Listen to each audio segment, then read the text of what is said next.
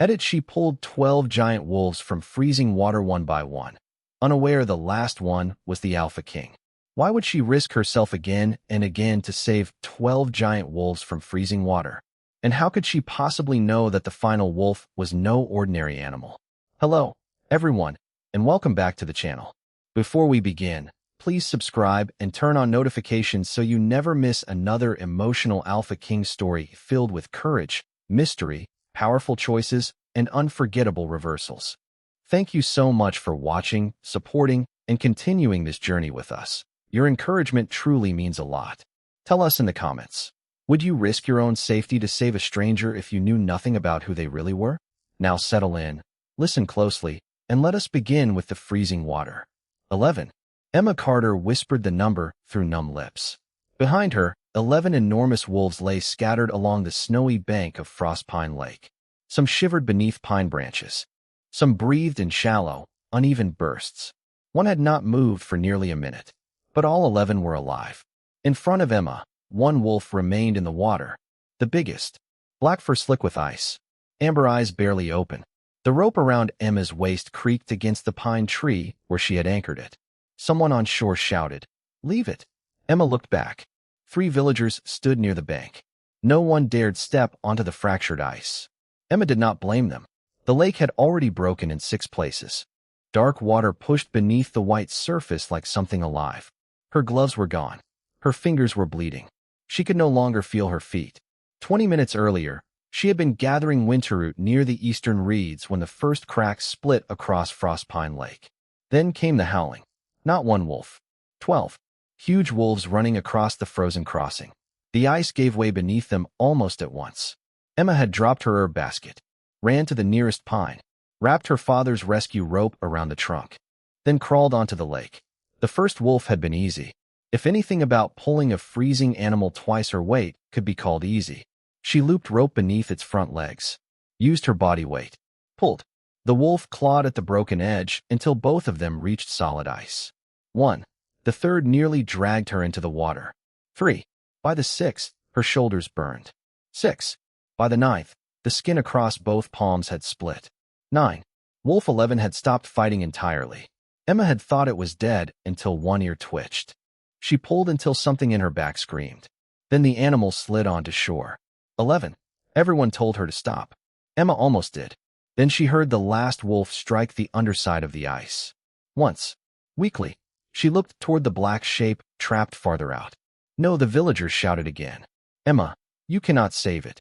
She tightened the rope around her waist. That is unfortunate. What? Because I already counted it. She dropped to her stomach. The ice groaned beneath her. Her father's ice all hung from her wrist. Samuel Carter had taught her one rule before every winter crossing. Clear ice lies. White ice warns. Black ice kills. Tonight, Frost Pine seemed determined to prove him right. Emma crawled forward. 10 feet. 15. A crack opened beside her elbow. She froze. Waited. The crack stopped. Emma moved again. The black wolf watched her. Even half-drowned, it was enormous. Far larger than the others. One rear leg hung strangely beneath the water. Blood drifted through the broken ice. Emma reached the opening. Do not bite me. The wolf's amber eyes narrowed. Emma almost laughed. Good. You are still arrogant. She drove the ice all into the edge and widened the hole. Water splashed across her sleeves. Pain shot through both arms. Emma threaded the rope beneath the wolf's shoulders. Help me. The wolf tried. Its claws scraped uselessly against the ice. Emma pulled. Nothing. Again. The rope bit into her palms. Still nothing. You are ridiculously heavy. A weak growl answered. Oh, good. Emma gritted her teeth. Be offended. She pulled again. The wolf surged at the same time. Its chest rose over the ice. Then, crack. The surface beneath Emma broke. Her body dropped sideways. She screamed. One arm plunged into freezing water. The rope snapped tight around her waist. Emma clawed for the ice all. Before she could reach it, something slammed against her shoulder. The wolf. Its massive foreleg braced across the broken edge, stopping Emma from sliding farther into the lake. For one stunned second, they stared at each other. Emma's breath shook. You just saved me. The wolf blinked slowly. Fine. She wrapped both hands around the rope again. My turn. Emma pulled. The wolf pushed. Once. Twice. Then the black body finally slid onto the ice beside her. Emma laughed. It came out half-sob. Together, they crawled toward shore. When they reached solid ground, Emma collapsed beside him. She pulled off her cloak and threw it over his freezing body. The black wolf's amber eyes remained fixed on her. Emma touched its wet head. 12. Only then did the darkness begin closing around her. Far beyond the trees, horns suddenly sounded. Royal horns. The 11 rescued wolves struggled upright. One by one, they lowered their heads toward the black wolf beneath Emma's cloak. Emma never saw it. She was already unconscious beside the last animal she had dragged from freezing water, unaware that every wolf on that shore had just bowed to their king. "Edit, Your Majesty." Emma heard the words through darkness. At first, she thought they belonged to a dream. Cold still lived inside her bones. Her fingers would not move. Her face pressed against something warm. Fur. Wet fur. Then voices broke through the ringing in her ears. "Get the healer. Careful with his leg. Commander, she is breathing." Emma forced her eyes open. Snow blurred beneath torchlight. Men in black and silver armor surrounded the lakeshore. Royal guards. Dozens of them. One man had dropped to one knee beside the enormous black wolf. Emma recognized him vaguely. Daniel Reed, commander of the Royal Guard. She had seen his face once on a crown notice in Frostpine Village. Daniel placed one hand against the wolf's neck. "Your Majesty." Emma blinked. No, that could not be right. Her mind was freezing. That was all. The black wolf beside her opened its amber eyes.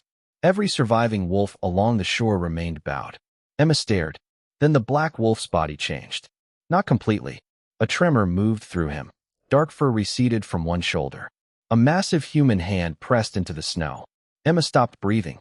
Another shift. Part of a masculine face appeared beneath wet, black hair. Strong jaw. Bloodless skin. Amber eyes. The same eyes that had watched her crawl across the ice. Emma whispered, "Oh no." Then the world vanished again. When she woke the second time, she was warm. Too warm. Blankets covered her from shoulders to feet. A fire burned inside a stone chamber. Her hands were wrapped in clean linen. Rebecca Hayes, Frostpine's senior healer, sat beside the bed. Emma moved. Pain answered from everywhere. Rebecca looked up. "Do not." Emma stopped immediately. "How long?" "Almost a day." Emma swallowed. "The wolves. Alive. All of them." Rebecca smiled faintly. "All 12. Emma closed her eyes. Relief hit harder than the pain. Then memory returned. Royal guards. Daniel kneeling. The black wolf shifting. Emma opened her eyes again. The last one. Rebecca's expression became careful. "Yes." He was, "Yes." Emma stared at the ceiling. "No." Rebecca almost smiled.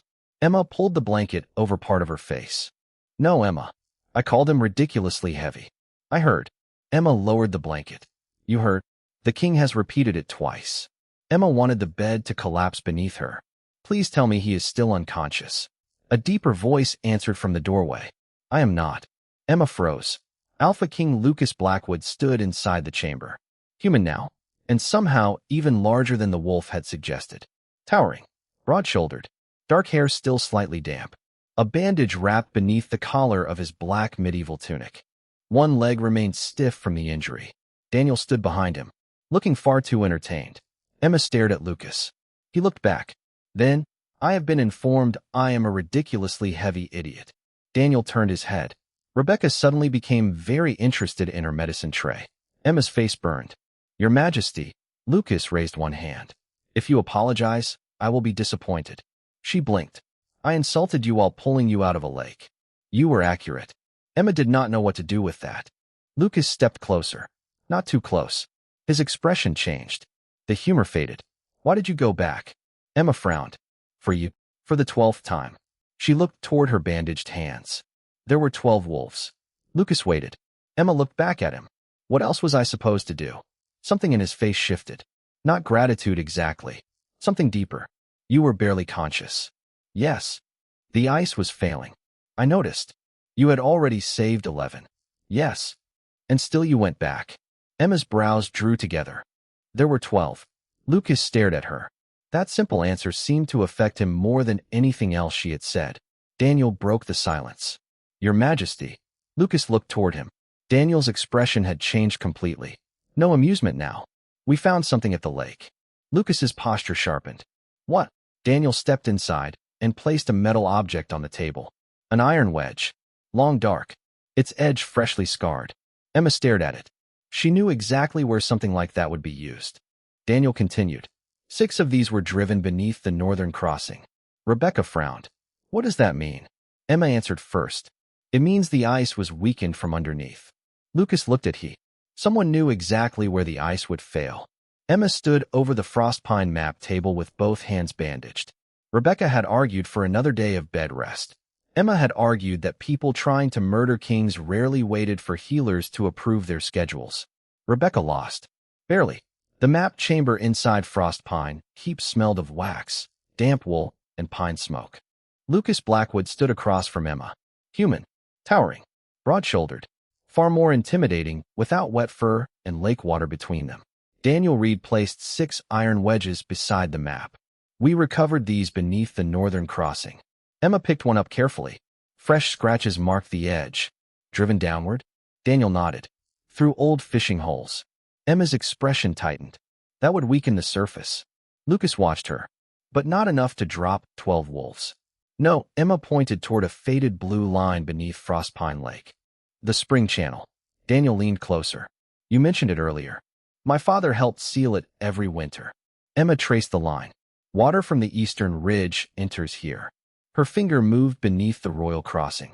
If someone reopened the channel, warmer moving water would thin the ice from underneath. Lucas's face became colder. So the wedges were insurance. Yes. Daniel folded his arms. Meaning whoever did this understood the lake. Emma shook her head. Not necessarily. She looked toward the northern trail. They only needed someone who understood old ranger maps. Lucas noticed the way she said it. Your father's maps? Emma nodded. Samuel Carter mapped every winter hazard around Frostpine. Where are they now? Most are in the ranger station. Daniel frowned. The abandoned one. Yes. Emma looked at him. How do you know about it? We searched every structure within 5 miles. And? Empty. Emma stared at the map. Something bothered her. When? This morning. Did you check the stove? Daniel blinked. The stove. Was there ash? I do not know. Food. I said it was empty. That was not what I asked. Lucas's mouth shifted slightly. Daniel looked offended. Emma ignored both men. If someone used the cabin recently, the building could look empty and still tell us when they left. Lucas glanced toward her bandaged hands. You are not going. Emma looked up. No. You nearly froze to death yesterday. That does not make the ranger station move closer. I have guards. You have guards who apparently did not check the stove. Daniel muttered. I liked her better unconscious. Emma almost smiled. Lucas did not. You need rest. You need someone who knows what the cabin looked like before strangers started using it. Silence. Emma saw the conflict in his face. Not arrogance. Concern. That made refusing him slightly harder. Slightly. I am going. Lucas's amber eyes narrowed. You are remarkably comfortable telling a king what you will do. Emma looked at him. You were easier as a wolf. Daniel coughed again. Lucas stared at her for one long second. Then something unexpected happened. He laughed. Quietly. Briefly. But genuinely. Fine. Emma blinked. Fine. You go. He looked toward Daniel. With us. Emma opened her mouth. Lucas lifted one hand. That is the compromise. She considered it. 2 guards. 6. 3. 5. 4. Lucas nodded. Daniel looked between them. Did I just watch the Alpha King negotiate escort numbers with a village herbalist? Emma picked up the map. Yes. Lucas added. And lose. Emma smiled despite herself. Less than an hour later, they reached the old ranger station. Snow covered the roof. The door stood slightly open. Daniel entered first. Then Lucas. Emma followed. At first glance, the cabin looked abandoned. Cold hearth. Empty table. Dust. Then Emma stopped. No, Lucas turned. What? She walked toward the stove. Reached inside. Touched the ash. Still faintly warm beneath the surface. Daniel's expression changed. Emma moved toward the table. A bread knife lay beside a wooden board. Fresh crumbs. Near the back wall, mud. Red. Not Frostpine soil. Emma crouched. Red mountain clay. Lucas looked toward the eastern ridge. Where does that come from? Only one military road near here has it. Daniel's face hardened. Victor Hale's territory. Emma's eyes moved to a folded parchment half hidden beneath the bench. She pulled it free. Royal route markings covered the page. One line crossed Frostpine Lake, marked yesterday. Another crossed Frostpine's civilian winter bridge, marked tomorrow. Emma looked at Lucas. The lake had not been the end of the attack. It had only been the first attempt. The second mark is the civilian bridge. Lucas's voice changed. The warmth disappeared. Emma held the stolen route map beneath the ranger station window. One black line crossed Frostpine Lake. Yesterday, another crossed the winter bridge connecting Frostpine Village to the northern farms. Tomorrow. Daniel Reed stepped closer. How many people use that bridge? Emma did not need to think. Hundreds. Lucas looked at her. Daily. More during market week. Daniel swore quietly. Emma unfolded the parchment farther. A series of short marks appeared beside the bridge. Not words. Military shorthand. She frowned. I have seen this before. Lucas's eyes sharpened. Where? Supply ledgers. Daniel stared at her. Military supply ledgers? My father worked winter patrol routes. Emma pointed toward 3 angled lines. He used to complain about commanders marking road weight instead of writing it properly. Lucas leaned over the map. What does it mean? Emma traced the first mark. Light riders. Second, supply wagons. Then the third. She stopped. Demolition team. Silence. Daniel's expression hardened. Victor Hale. Emma looked up. You are certain? He commands Red Mountain Border Forces. Daniel tapped the clay near the door. His roads matched the soil. Lucas looked toward the route code. And his officers used this shorthand. Emma folded the map. Then why mark tomorrow? Daniel answered. Because they expected you to die yesterday. Lucas's face went still. The thought settled over the cabin. The second attack was not supposed to fight a living king. It was supposed to create chaos after his death. Emma looked at the bridge line again. If Frostpine loses that crossing, northern farms are cut off. Daniel nodded. Winter stores too. Lucas turned toward the door. We evacuate the bridge. Emma followed. Outside, snow had begun falling again. Fine. Dry. Dangerous if it thickened. Lucas mounted his horse. Then looked toward Emma. You are returning to the keep. She stared at him. No, his jaw tightened. We have the map. You have a line on parchment. I have soldiers. You do not know which ridge trail reaches the bridge without crossing open ground. Daniel looked between them. Lucas's voice lowered. You nearly died yesterday. Emma felt something shift. Not anger. Fear. His. I noticed. I watched you stop breathing. She went still. Lucas looked away for half a second. Then back.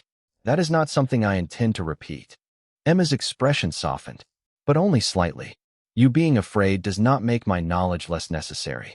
He said nothing. Snow gathered across his dark shoulders. Emma continued. If Victor has men watching the main road, your entire royal guard announces itself before reaching the bridge. Daniel reluctantly nodded. She is right. Lucas gave him a look. Daniel shrugged. I dislike it too. Emma stepped closer to Lucas's horse. My father mapped an old ranger trail beneath the eastern ridge. How narrow? Too narrow for wagons. Armor. Light armor. Daniel sighed. Of course. Emma looked at Lucas. 6 riders. 10. 6. 8. 6. His eyes narrowed. You are very confident. You already lost this argument once. Daniel turned away to hide a smile. Lucas exhaled. 6. Emma nodded. No heavy armor. His stare became flat. Absolutely not. Then the snow crust breaks beneath the horses. Lucas considered that. What do you need? The question changed everything. Not, what will you obey? What do you need? Emma answered immediately. 6 light riders. Daniel began counting on his fingers. Rope. Yes. Covered lanterns. Yes. 2 axes. Emma nodded. And no torches until we reach the ridge. Lucas dismounted. I am coming. Emma looked at his injured leg. You are limping. I am king. That does not heal knees. Daniel made a suspicious choking sound. Lucas ignored him. I can ride. Emma looked at the mountain. Then at him. Fine. His eyebrows rose. That easy. You are useful. I am touched. You should not be. A horse approached through the trees. 1 rider. A woman in a deep blue winter cloak. Charlotte Bennett. Emma recognized the highborn envoy from Red Valley immediately. Charlotte dismounted. Your Majesty. Lucas frowned. You were supposed to be at the keep. I brought the supply wagons you requested. Then she noticed Emma holding the sabotage map. Her expression sharpened. What happened? Daniel answered. Second attack. Charlotte stepped closer. Emma pointed toward the bridge. We need civilians off it before Victor's men arrive. Charlotte nodded once. I will handle the evacuation. No jealousy. No questions about why Emma stood beside the king. Just competence. Lucas looked at her. Can you move Frostpine Market traffic without causing panic? Charlotte almost looked offended. Yes. Then do it. She mounted again. Before leaving, her eyes moved briefly between Lucas and Emma. Something knowing entered her expression. You listened to her differently. Lucas stared. Charlotte smiled faintly, then rode away before he could answer. Emma raised one eyebrow. Lucas ignored it. Daniel did not. This is becoming an excellent day. Lucas mounted again. You speak far too freely. I learned from Emma. Emma smiled. Then a rider appeared through the snowfall. Fast. Too fast. He nearly fell from the saddle. Your Majesty. Lucas turned. The messenger struggled for breath. Victor Hale left Red Mountain before dawn. Daniel's hand moved toward his sword. With how many? 20 men. Emma looked toward the bridge line. When? 2 hours ago. Her stomach tightened. The ranger trail would take less than 1.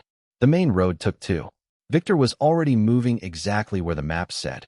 Emma climbed onto her horse. Lucas looked at her. You know the fastest route? She nodded. His expression changed. Not command. Trust. Lead. Emma turned toward the eastern ridge. Behind her, the Alpha King and 5 royal riders followed without hesitation. Yesterday she had pulled him from freezing water because he was 1 life among 12. Today, the king who once knew nothing about her was trusting her to decide whether an entire village reached safety before the next trap closed. Stop. Emma raised one hand. 6 horses halted behind her. Lucas Blackwood had been following her through the eastern ridge for nearly 40 minutes without questioning a single turn. That alone would have impressed Daniel. What impressed him more was how quickly the king stopped when Emma spoke. She slid from her saddle. Snow covered the narrow ranger trail ahead. Untouched. Almost. Emma crouched. Lucas dismounted beside her. What? She pointed toward a shallow depression beneath the fresh powder. Someone crossed here. Daniel studied it. I see nothing. That is because they tried to erase it. Emma brushed snow aside. A horseshoe print appeared. Then another. She touched the reddish mud trapped beneath one edge. Red mountain clay. Lucas's expression hardened. Victor. At least his riders. Emma stood. How many? Daniel asked. She walked 10 feet along the trail. Counted compressed patches in the snow. 8 horses. Lucas frowned. The messenger said 20 men. They split up. Emma looked toward the ridge. The others probably took the main road. Daniel understood. Diversion. Emma nodded. Or the smaller group is doing the work that matters. A faint metallic sound carried through the trees. Emma froze. Once. Then again. Hammer against iron. Lucas reached for his sword. Emma caught his forearm. Not yet. His eyes dropped to her hand. She released him immediately. Sorry. He almost smiled. What did you hear? Someone driving metal. Daniel's face darkened.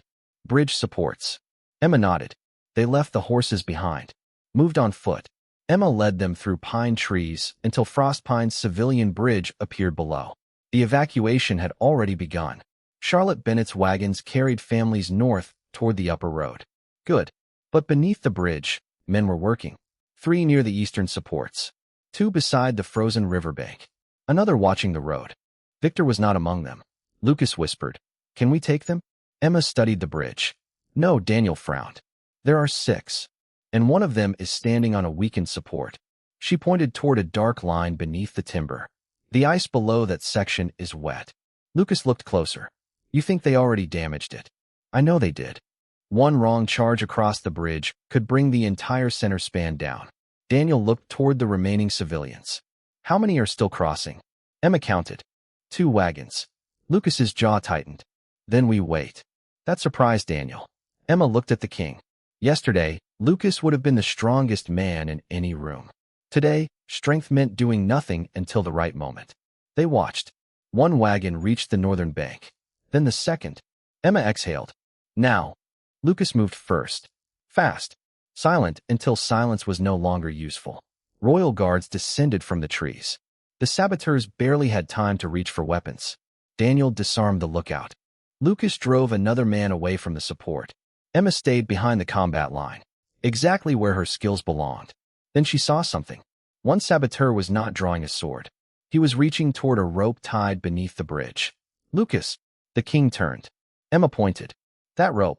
Lucas understood instantly. He crossed the distance in seconds. The man pulled. Lucas caught the rope before it went taut. Daniel tackled the saboteur. Emma ran toward the support.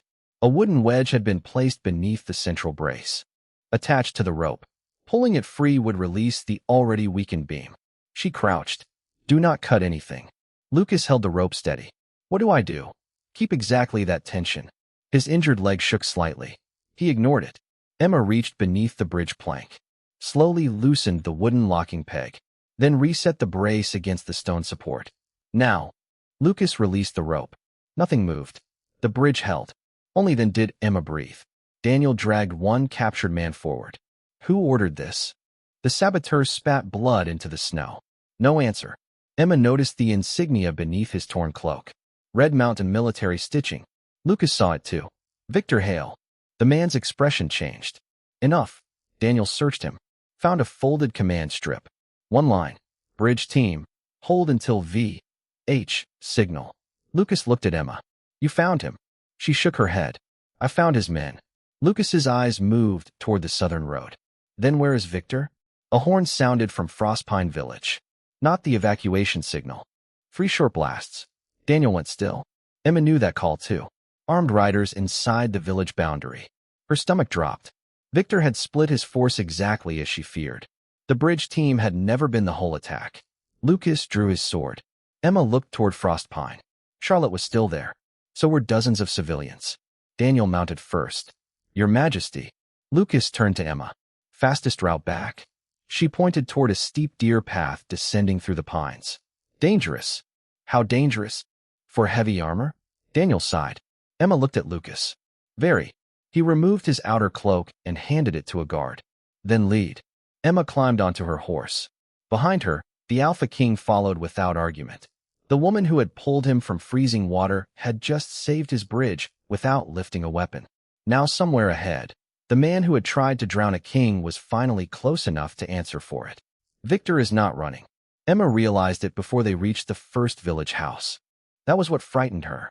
Men who failed an assassination usually fled. Men who still believed they could win stayed. Frostpine's warning horn sounded again.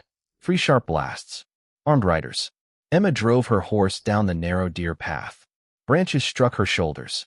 Behind her, Lucas followed with Daniel and 4 royal guards. No one spoke. They did not need to. Smoke appeared between the trees. Not fire. Torch smoke. Controlled. Emma's stomach tightened. They are near the market square. Lucas rode closer. How do you know?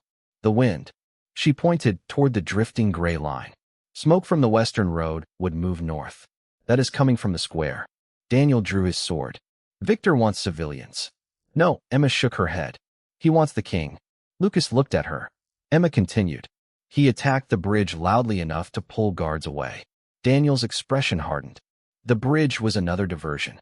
Yes. Lucas's eyes went cold. And Victor knew I would come personally. Emma looked at him. Wouldn't you? He did not answer. He did not need to. They reached the last ridge above Frostpine. Below, the village square had been cleared. Charlotte Bennett stood near the chapel steps with several families behind her. 2 Frostpine guards lay injured but alive beside the well. Victor Hale waited in the center of the square. 8 armed men surrounded him.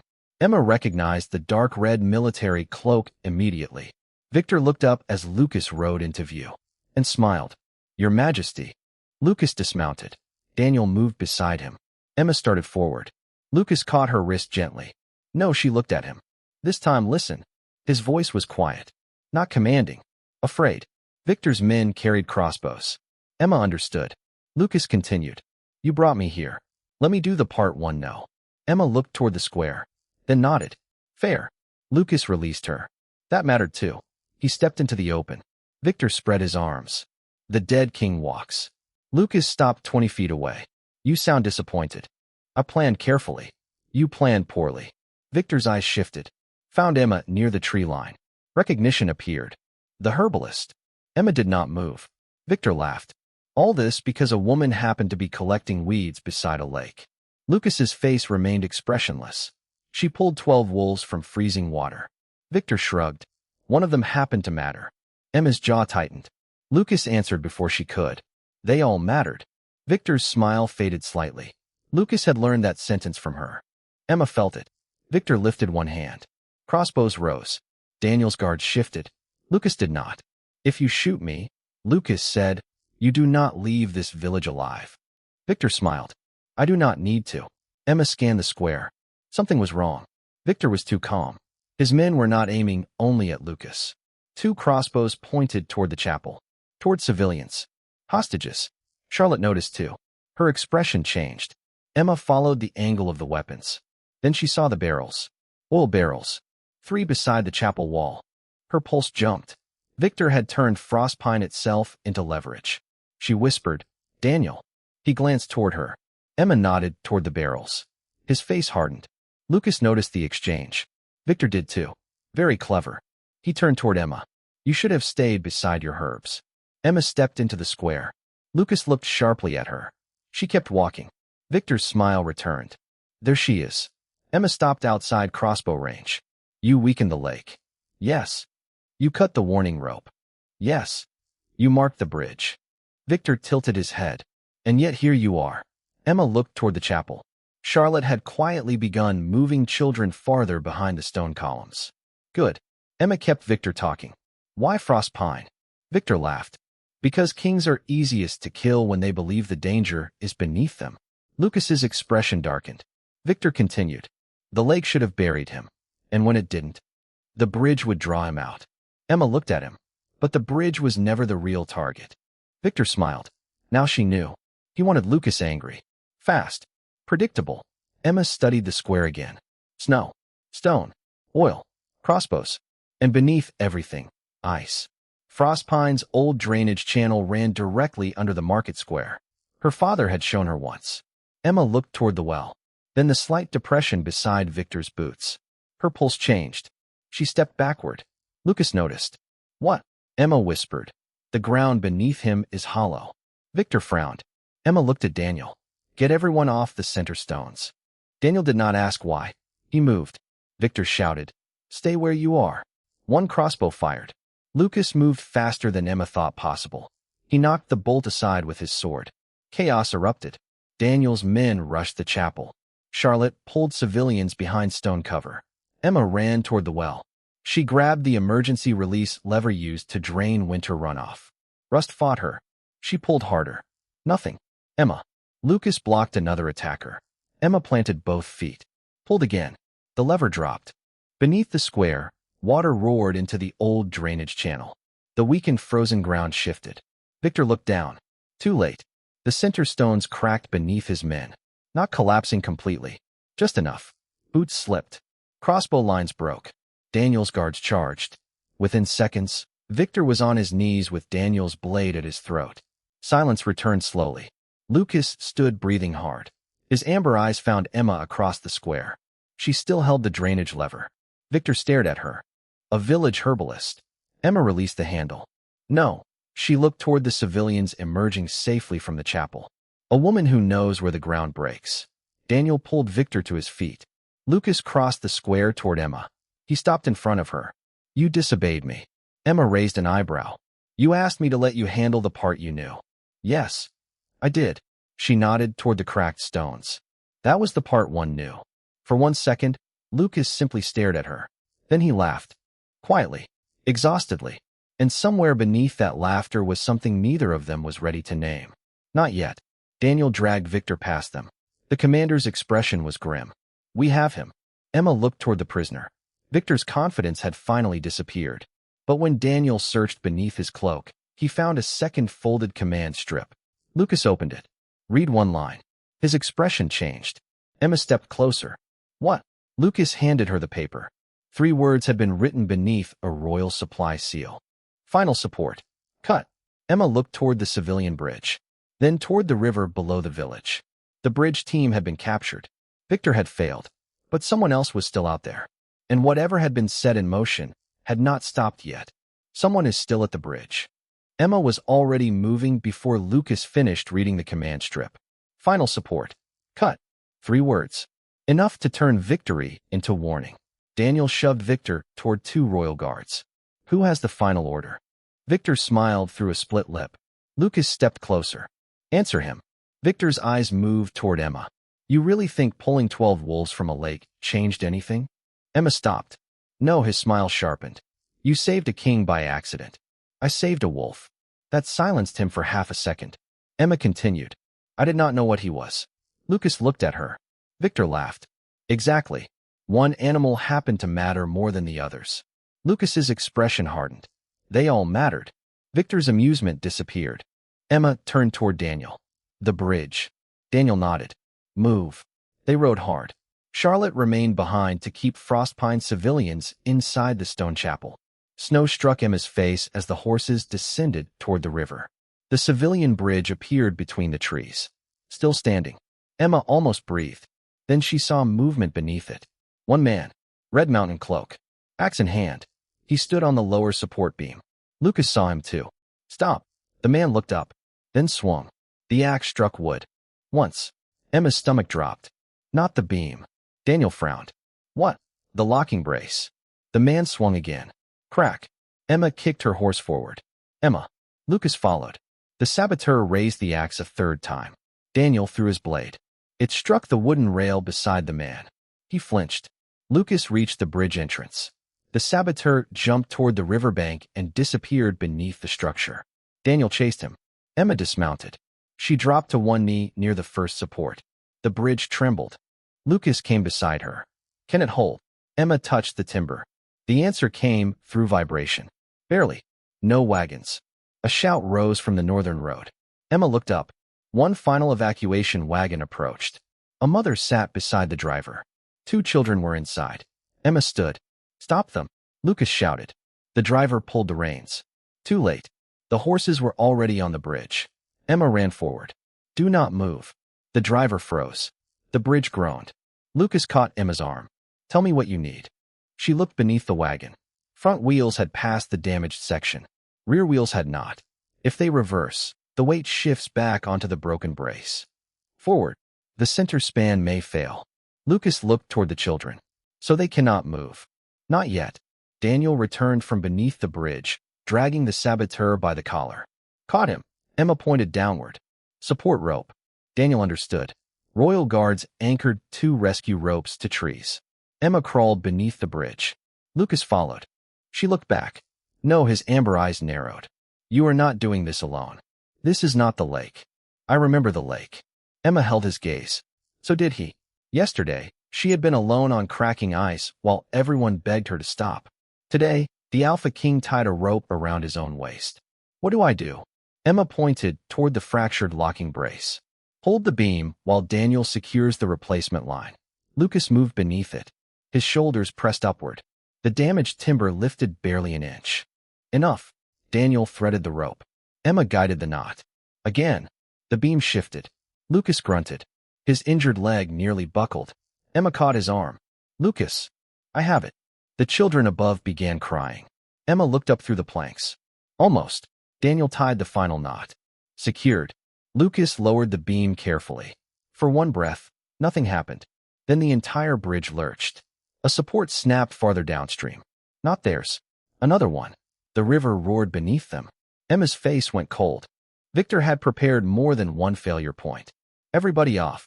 Daniel shouted. The driver whipped the horses forward. The wagon moved. 6 feet. 10. The northern wheels reached solid ground. Then the center span broke. Wood exploded downward. One child screamed. The wagon tilted. Lucas grabbed Emma and threw both of them toward the riverbank as the bridge collapsed behind them. Emma hit the snow hard. She looked up. The mother and driver had reached the bank.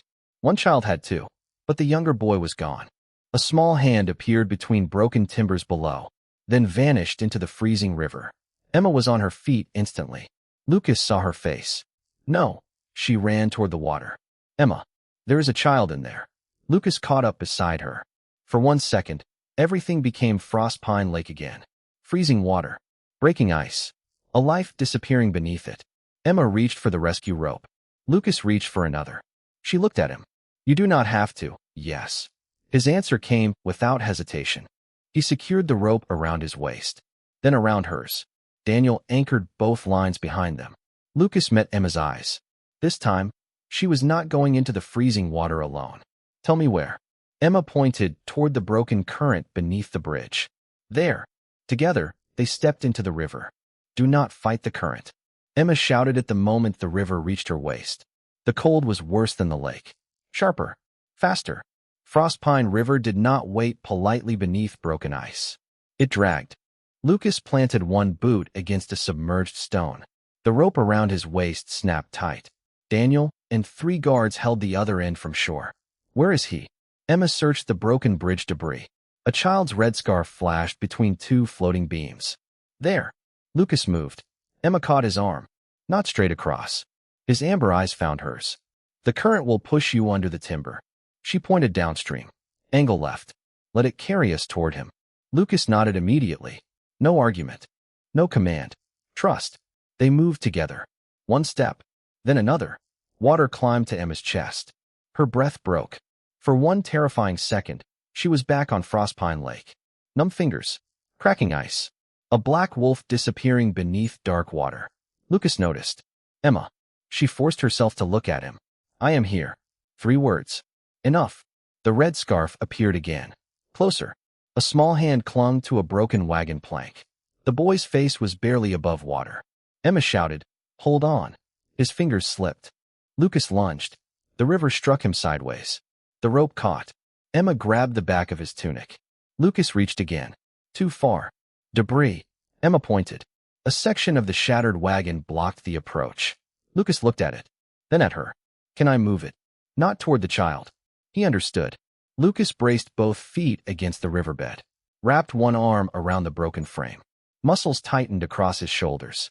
He lifted. Not completely. Just enough. The current shifted beneath it. Emma ducked through the opening. The cold stole her breath. She reached the boy. His eyes were wide with panic. I cannot feel my hands. You do not need to. Emma wrapped both arms around him. I have you. The river pulled them backward. Emma lost her footing. Lucas caught her shoulder with one hand while still holding the wagon frame with the other. Daniel. The commander pulled the rope. Guards leaned backward together. Emma pressed the boy against her chest. Keep your face up. The child coughed. I am scared. So am I. He stared at her. Emma smiled through chattering teeth. That means we keep moving. Lucas released the debris. It crashed downstream. Then he wrapped one arm around Emma and the child. Pull. Daniel shouted from shore. The ropes tightened. Step by step, they fought toward the bank. The current tried to take Emma twice. Lucas caught her twice. Then his injured leg buckled. Emma grabbed him. For one breath, neither moved. He looked at her. She looked back. Yesterday, she had dragged a black wolf across breaking ice. Today that same man stood in freezing water, holding her upright, while she protected someone smaller than both of them. Together, Emma said. Lucas nodded. Together. They moved again. At last, Daniel reached them. Hands grabbed the boy first. Then Emma. Then Lucas. They collapsed onto the snowy bank. The child's mother ran forward. She dropped beside her son and pulled him against her chest. You came back. The boy looked at Emma. Then Lucas. They both did. Silence spread across the gathered villagers. Everyone had seen it. The Alpha King. Waist deep in freezing water. Not watching from safety. Not ordering another person to take the risk. Beside Emma, Lucas sat in the snow, soaked through, breathing hard. Emma looked at him. You are terrible at avoiding cold water. He laughed once. You are a bad influence. Rebecca arrived with blankets and immediately began shouting at both of them. Emma allowed herself to smile.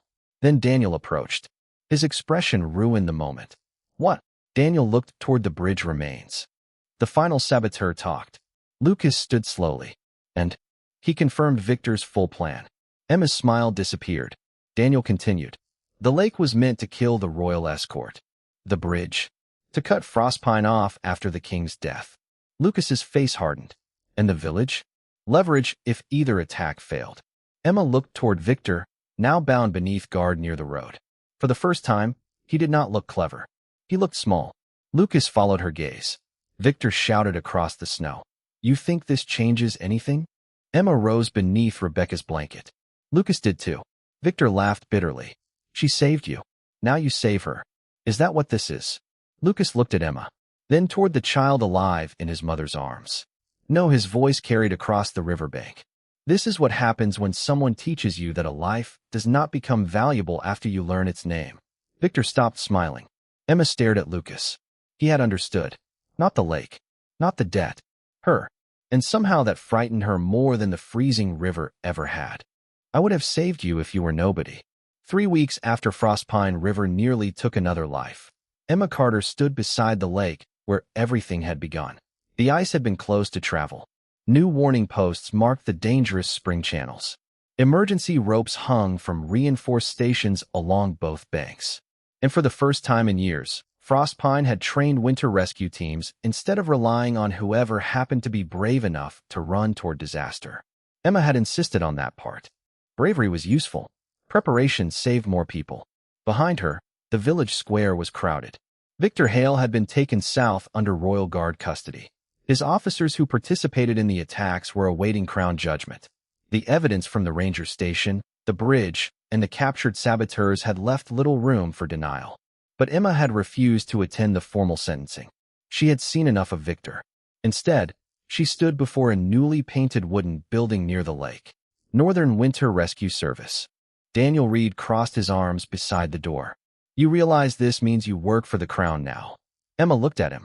I work for people who fall through ice. Daniel sighed.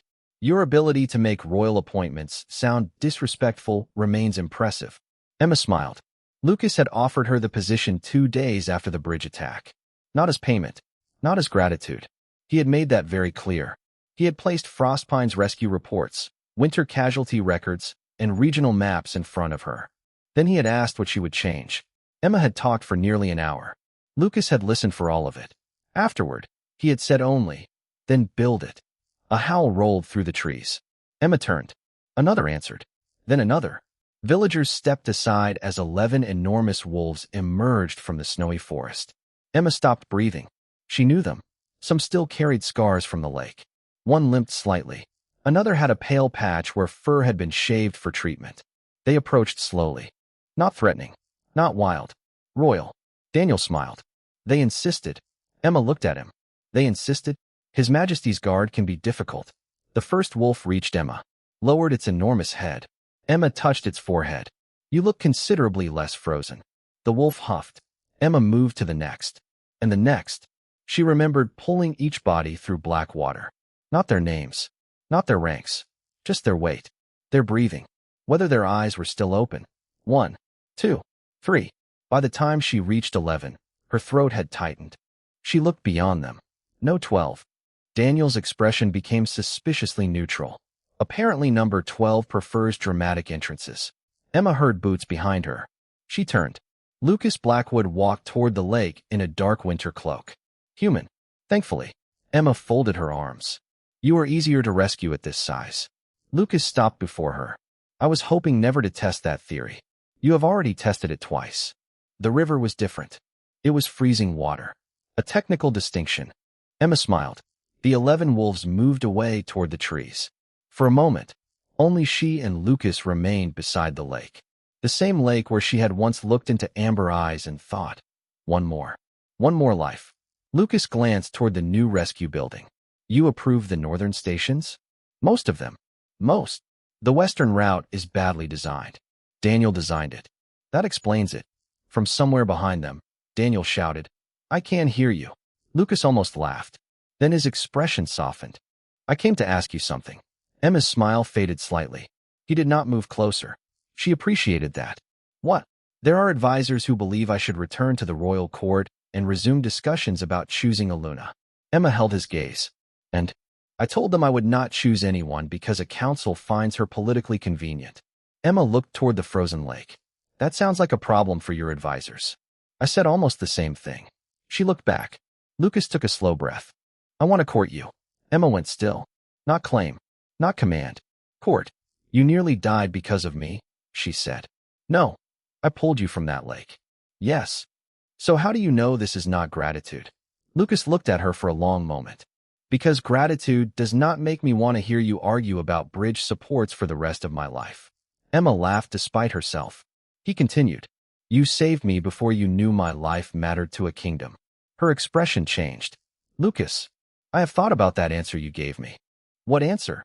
"When I asked why you went back." Emma remembered. There were 12 wolves. Lucas stepped only slightly closer. "You never asked which one was important." Emma looked toward the 11 wolves waiting among the trees. "I did not need to." "I know." Her voice became quieter. "I would have saved you if you were nobody." Lucas's amber eyes held hers. "That is the first thing about you I understood." He extended one hand. Nothing more. No expectation. Emma stared at it, then at him. "You are aware courting me means I will continue correcting your winter planning." I assumed that was included. "And Daniel's. Especially Daniel's." "I heard that too," Daniel called. Emma laughed, then placed her hand in Lucas's. By choice. The king did not pull her closer. He simply closed his fingers gently around hers. Behind them stood the rescue station Emma had built.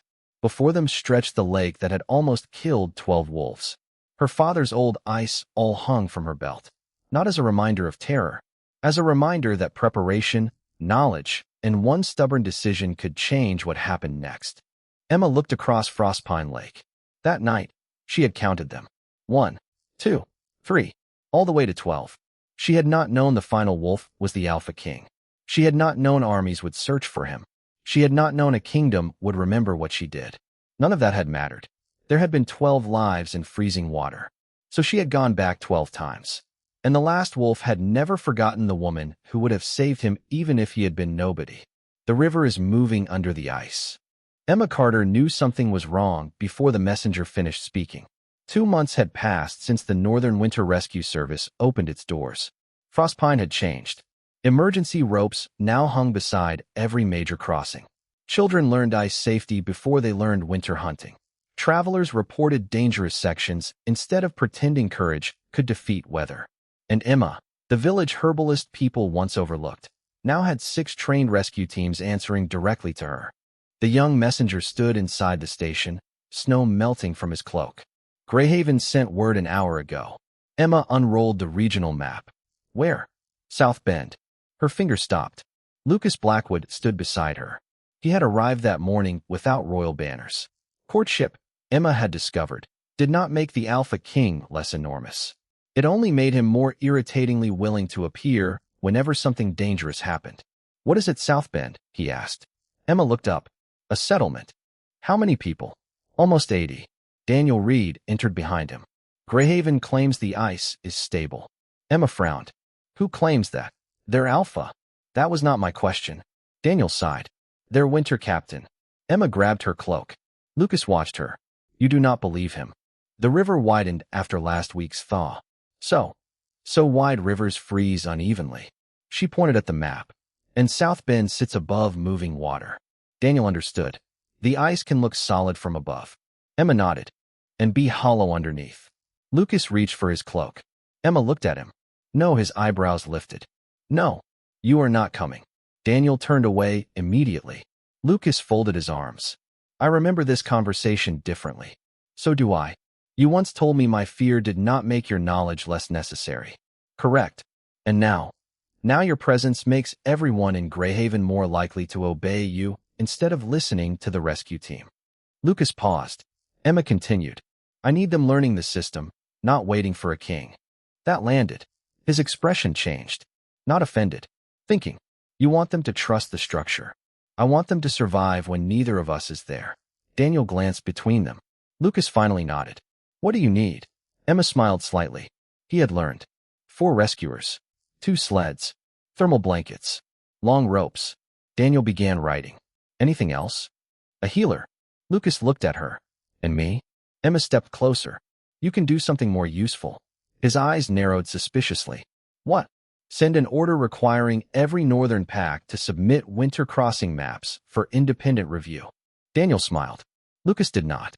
"You enjoy giving me work." "Very much." 30 minutes later, Emma rode south. Greyhaven settlement appeared through heavy snowfall before noon. People were gathered beside the river.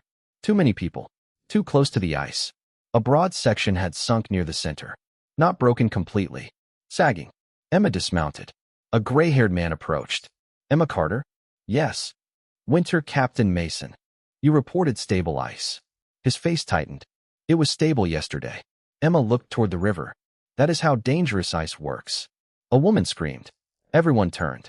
3 children had been crossing from the opposite bank when the surface began sinking. They stood frozen near the center. One boy started crying. Mason stepped forward. We can send men out. No, Emma stopped him. Their weight will finish it. He stared at her. Then what? Emma studied the river. No open water yet. That was good. But beneath the white surface, she could hear it. Movement. Pressure. A low grinding sound. She pointed toward 2 trees downstream. Anchor ropes there. Her rescuers moved immediately. Mason hesitated. Emma looked at him. If you want those children alive, stop treating this like a test of bravery. That did it. He moved.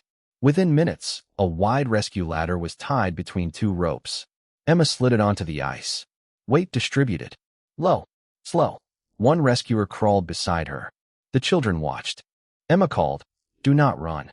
The smallest girl sobbed. "I am scared." Emma remembered another frightened child in freezing water. "So am I." The girl stared at her. Emma smiled. "That means we move carefully." They reached the first child. Then the second. The ice groaned. Mason shouted from shore. "Hurry." Emma looked back. No, everyone went silent. Hurrying is how people die. One child at a time. One controlled movement at a time. The last boy reached the ladder. Then, a crack raced beneath Emma's knees. The entire river's surface shifted. The crowd screamed. Emma flattened herself. "Do not pull." Her rescue team froze. Good. She waited. The crack stopped. Emma exhaled, then raised one hand. Now. The ropes tightened. Slowly, the ladder slid toward shore. When the last child reached solid ground, his mother collapsed around him. No cheers came immediately, only shaking breaths. Relief. Mason stared at Emma. "We would have sent 6 men onto that ice." "I know. They might have fallen through." "Yes." He looked toward the rescue ropes, then toward his people. "What do we change?" Emma's expression softened. That was the right question. Everything that depends on someone being fearless. Far away in Frost Pine, Lucas would later receive her report. 3 children saved. No rescuer injured. South Bend crossing closed. Greyhaven requesting formal winter training. And beneath Emma's signature, one sentence had been added. A rescue system should work even when no hero arrives. Lucas read it twice. Then ordered copies sent to every northern pack. You cannot order people to survive. Emma said it quietly. The room still went silent. 3 weeks had passed since the Greyhaven rescue. In that time, Lucas's order had reached every northern pack. Winter crossing maps were submitted. Rescue stations were inspected. Training requests multiplied. So did complaints. Now 12 pack leaders stood inside Frostpine Keep, gathered around a long oak table covered in maps. Alpha Gregory Stone leaned back in his chair. Across from him, Alpha Marcus Gray of Ironvale looked openly irritated. "We have crossed our rivers for generations." Emma stood beside the map wall. "And people have died for generations." Marcus's jaw tightened. "That does not mean every pack needs crown interference." Lucas sat at the head of the table. He did not speak. Not yet. Emma understood why. This meeting had been called because the Northern Alphas needed to hear the system from the woman who built it. If Lucas solved the argument with rank, nothing would change except obedience. Emma wanted understanding. Marcus pointed toward the Greyhaven report. 3 children were saved because you happened to be there. No, Emma met his eyes. They were saved because the right equipment was already prepared. You led the rescue. Yes. And without you. Emma walked toward the wall.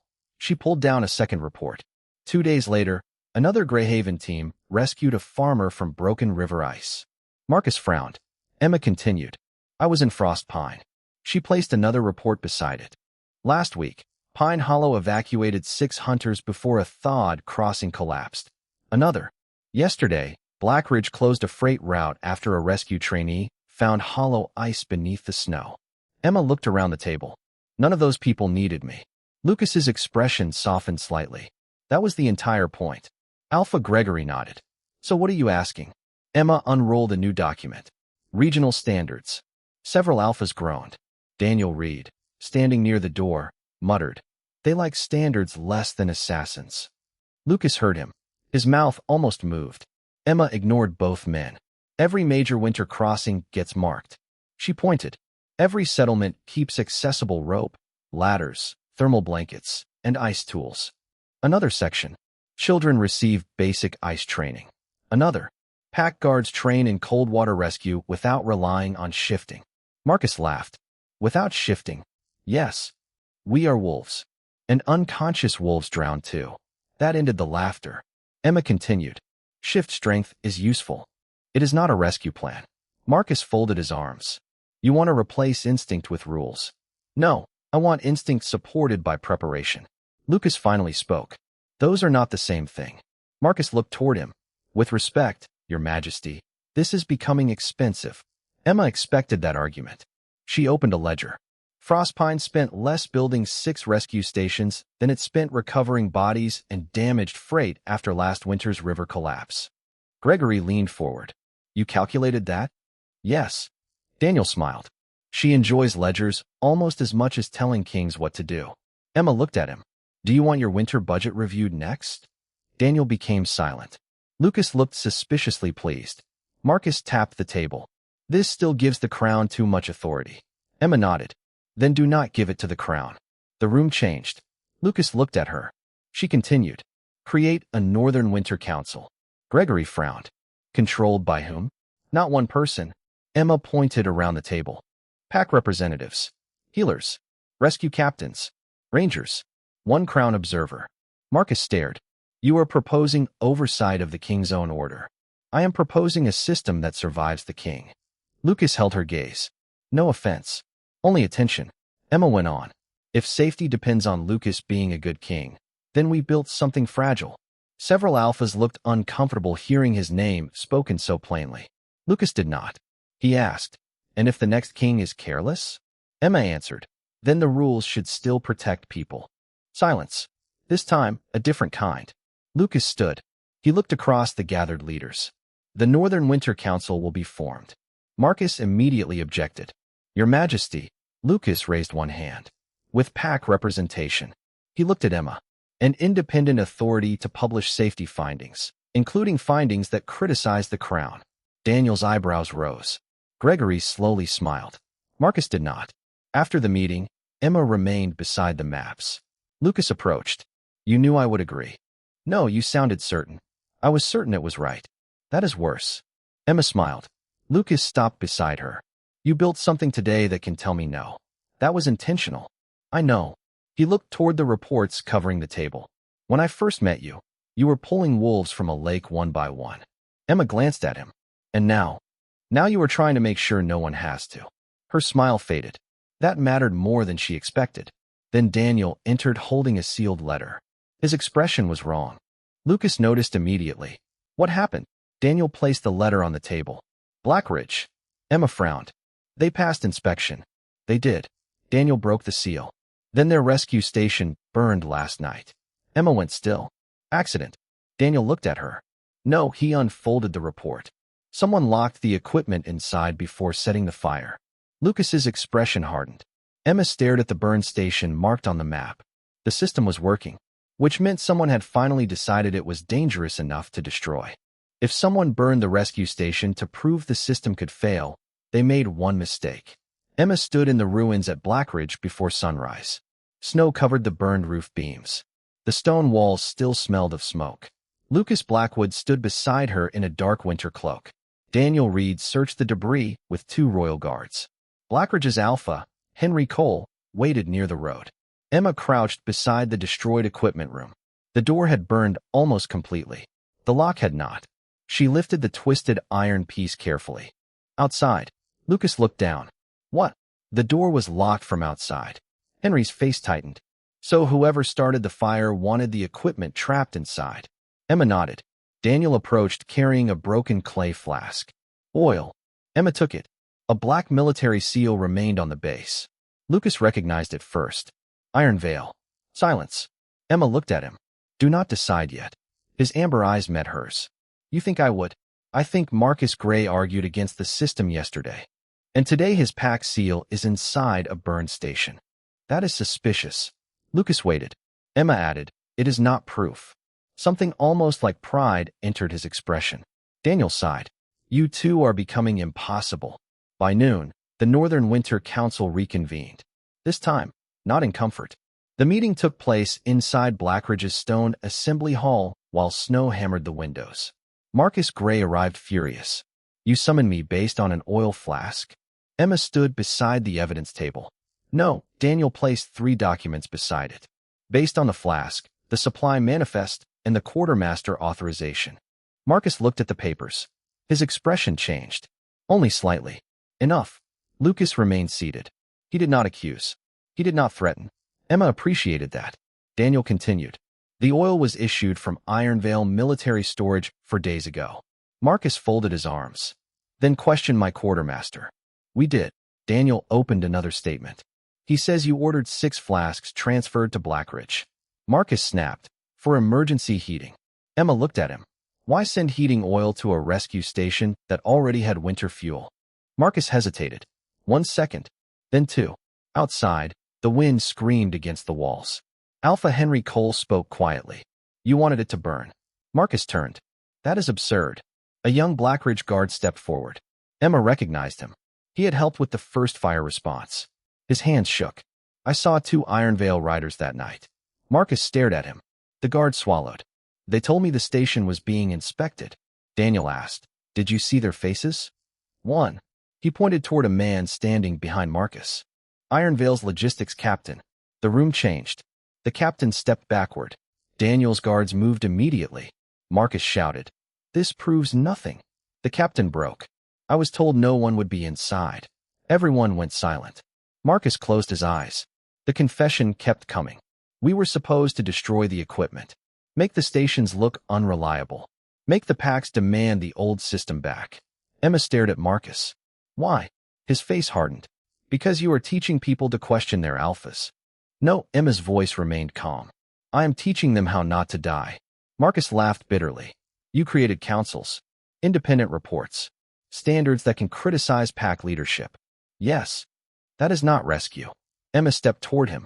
That is exactly what rescue becomes when pride keeps getting people killed. Before Marcus could answer, the assembly doors opened violently. A rider stumbled inside, covered in snow. River warning. Every head turned. The messenger struggled for breath. Western crossing broke. Henry stood. The station. The messenger looked toward the burned ruins outside. Gone. Marcus laughed once. Dark. Almost triumphant. There. Emma looked at him. He continued. Your system fails the moment the building disappears. Emma's expression changed. Not fear. Recognition. She turned toward Henry. How many distributed rope caches did Blackridge install? He blinked. 4. Village ladders? 3. Healers trained. 6. Rescue captains? 2. Marcus stopped smiling. Emma looked at Lucas. This is the mistake. Lucas stood. What? They thought the station was the system. Emma grabbed her cloak. It is not. They reached the western crossing 20 minutes later. The river had torn open beneath a freight sled. 2 men clung to a partially submerged timber. But the rescue had already begun. No king gave the orders. Emma did not either. Blackridge's trained captain had anchored ropes between 2 trees. Villagers carried the emergency ladder from the chapel cache. A healer prepared blankets inside a nearby farmhouse. Children had been moved away from the bank. Everyone knew where to stand. Everyone knew what not to do. Emma stopped in the snow. Lucas stopped beside her. You are not going in? She watched the rescue captain signal. The ladder slid across the ice. No, a strange smile touched her face. They do not need me. 1 trapped man reached the ladder. Then the second. Slowly. Carefully. The crowd remained quiet until both reached solid ground. Then relief broke across the riverbank. Marcus stood under guard behind them. Watching. The station was gone. The rescue still worked. That evening, the Northern Winter Council voted. 11 packs in favor. 1 abstention. None opposed. Regional winter rescue standards became permanent. Independent safety reports became mandatory. Equipment would no longer be stored in one location. Every settlement would maintain distributed emergency caches. And pack leadership could not suppress a safety finding without written public justification. Lucas signed the order, then handed the pen to Emma. She looked at him. I do not need to sign royal law. No, he nodded toward the empty line beneath his name. But the council asked its founder to witness it. Emma looked around the room. Rangers, healers, pack representatives, rescue captains, People who could disagree with kings. People who could survive without heroes. She signed. Later, outside the hall, Lucas found her watching snow fall over Blackridge. You were right. Emma raised an eyebrow. That is a dangerous sentence. The system survived the king. She smiled. It survived the station. He stepped beside her. And someday, Emma looked toward the river where ordinary people had saved two men without waiting for either of them. Someday it should survive us both. Lucas followed her gaze. I think it already can. I do not want to be remembered for pulling a king from the water. 1 year after Frostpine Lake nearly killed 12 wolves, Emma Carter stood on the same shore beneath a pale winter sun. The lake looked different now. Not safer. Nature had never promised safety, but understood. Bright markers traced the hidden spring channels. Rescue ropes hung beneath covered shelters. Ice thickness reports were posted every morning. Children crossed only approved routes. And along the northern territories, 23 settlements now followed the winter standards Emma had once written across a scratch table in Frostpine Keep. Behind her, someone cleared his throat. Emma smiled without turning. You are late. Lucas Blackwood approached through the snow. Towering, broad-shouldered, annoyingly warm-looking beneath a black wolf fur cloak. I am the Alpha King. That does not improve your sense of time. I had a council meeting. You scheduled the council meeting. That is an unfairly accurate point. Emma turned. A year had changed some things. Lucas still carried the same controlled strength. The same amber eyes. But now she knew the man behind them. The man who listened when she said no. The man who asked what she needed. The man who had learned that protection without trust could become another kind of cage. A howl rose beyond the pines. Emma looked toward the forest. 11 enormous wolves emerged. Her smile widened. They came. Lucas glanced at them. They threatened Daniel until he approved the journey. That sounds reasonable. It was not. The wolves gathered along the shore. One by one. Emma counted them without meaning to. 1, 2, 3, 11. Lucas stepped beside her. You still count. I probably always will. For a moment, neither spoke. The rescue station behind them was busy, not because disaster had happened, because people were training before it did. A young ranger practiced rope knots. 2 healers checked thermal blankets. A rescue captain argued with Daniel about equipment placement. Emma watched them. Lucas followed her gaze. You built this. No, she shook her head. We built a system. That is different. You began it. I nearly froze to death because there was no system. Lucas's expression softened. And because you refused to leave one wolf behind. Emma looked at him. You were very heavy. I had hoped a year would erase that detail. Never. He laughed. Then his expression became serious. I brought something. Emma narrowed her eyes. If it is another royal appointment. It is not. Another committee? No good. I already have enough people arguing with me. Lucas reached beneath his cloak. Not a crown. Not jewelry. A small wooden case. He opened it. Inside lay an old iron isol. Emma stopped breathing. Her father's initials were still carved into the handle. SC. She touched it carefully. I thought I lost this after the river rescue. You did. Where was it? Daniel found it among the equipment recovered from the collapsed bridge. Emma looked toward him. You kept it for a year? I had the handle repaired. Nothing extravagant. No gold. No royal crest. Just the same worn tool her father had once placed in her hand and told her never to trust beautiful ice. Emma swallowed. Thank you.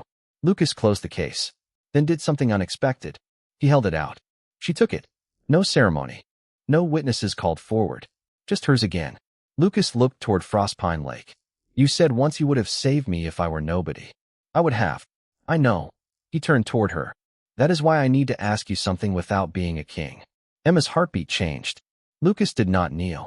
He did not summon a crowd. He simply stood before her as the man she had pulled from freezing water. Emma Carter. She waited. Would you choose a life with me?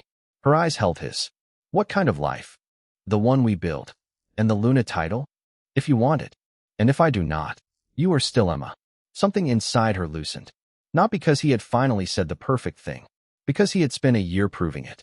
Emma looked toward the rescue station. Toward the wolves. Toward the lake. Then back at Lucas. Yes. His breath stopped. She raised one finger. To the life. A smile slowly appeared. The title. I will decide when I am ready. Lucas nodded. Then I will wait until you are. Emma held out her hand. He took it. Behind them, One of the royal wolves howled. Then another. Soon all 11 joined. Daniel shouted from the station. Absolutely no one encouraged them. Emma laughed. Lucas looked at her. The sound seemed to matter to him more than any royal ceremony could have. Together, they walked toward the rescue station. Her father's ice awl rested safely in her hand. A year earlier, Emma had pulled 12 giant wolves from freezing water one by one. She had not known who they were. She had not known the last was a king. That ignorance had become the most important part of the story, because Lucas's crown had never made his life worth saving, and loving him had never made Emma's courage valuable. The lake had taught them both the same lesson. A life did not become precious after someone powerful recognized it. It was precious before anyone knew its name.